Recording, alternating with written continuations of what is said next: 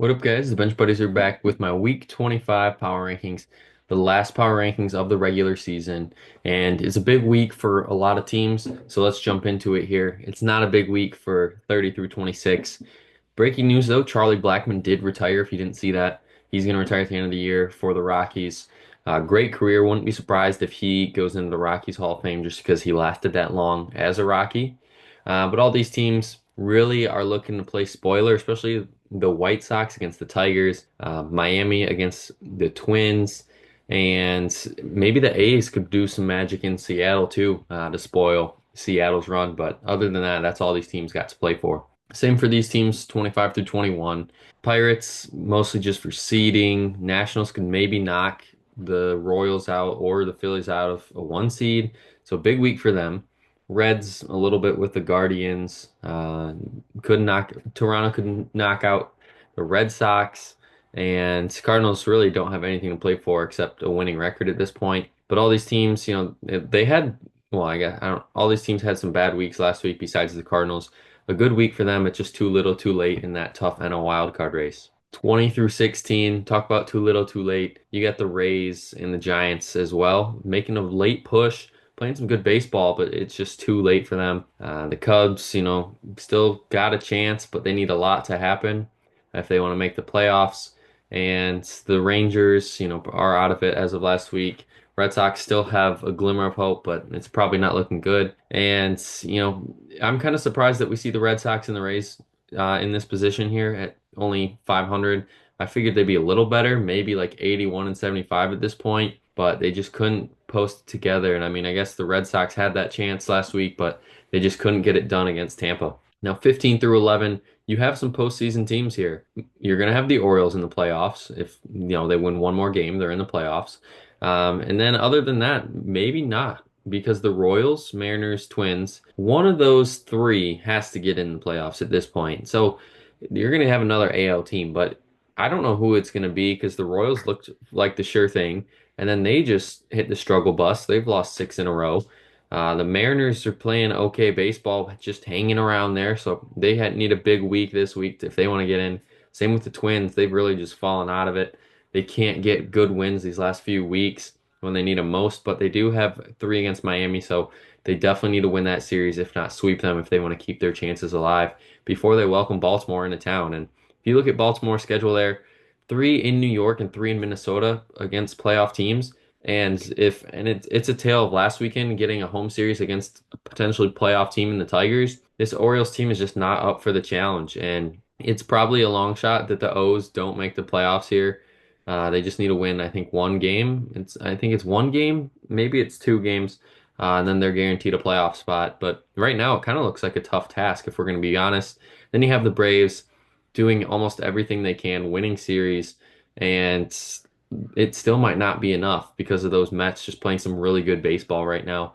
And if they want to get in the playoffs, this three-game series against the Mets pretty much determines who's getting in the playoffs as the last NL wild card.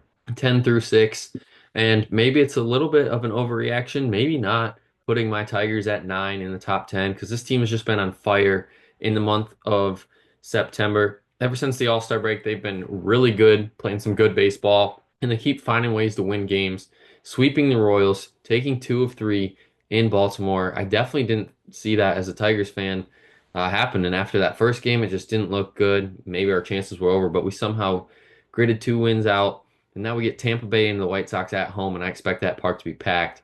Same with Arizona. We're going to jump to 6. They are hanging around there in the wild card race, and they even have a chance at the NL West. It's very slim. They need to win out. I think the Dodgers need to lose out, but don't think that's going to happen. But the Diamondbacks probably are going to make the playoffs here. Don't know what seed yet because this week is a big week for seeding, and they get 3 against the Padres, and that could determine who's going to host a home game in the NL for the wild card round. And those Padres, they have a tough schedule too this week.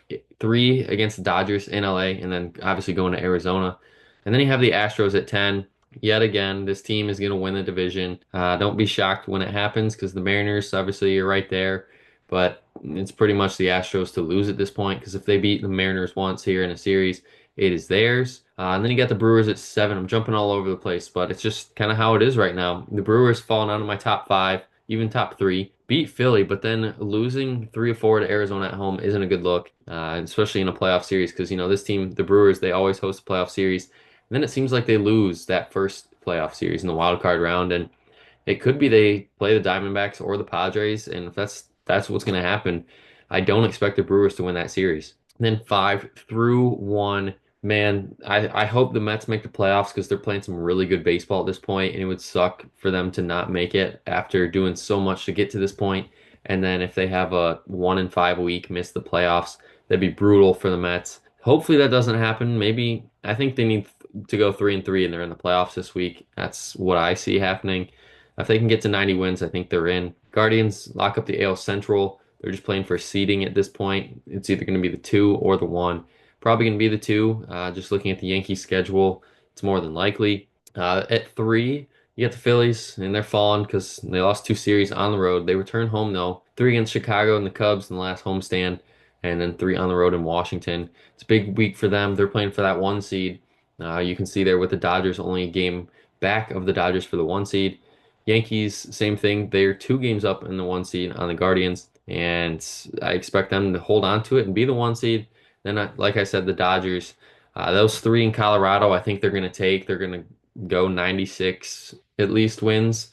And if they can take 2 of 3 from the Padres, finish 98 and 64, I think that's going to be theirs for the taking, the number 1 seed in the NL and potentially the best record in baseball. But of course, the Dodgers, Shohei, 50-50 club. It's insane what he's doing for this team, and he's not even pitching. And man, this Dodgers team, they just seem like they're on a crash course to go to a World Series. With Shohei year 1, it just makes too much sense.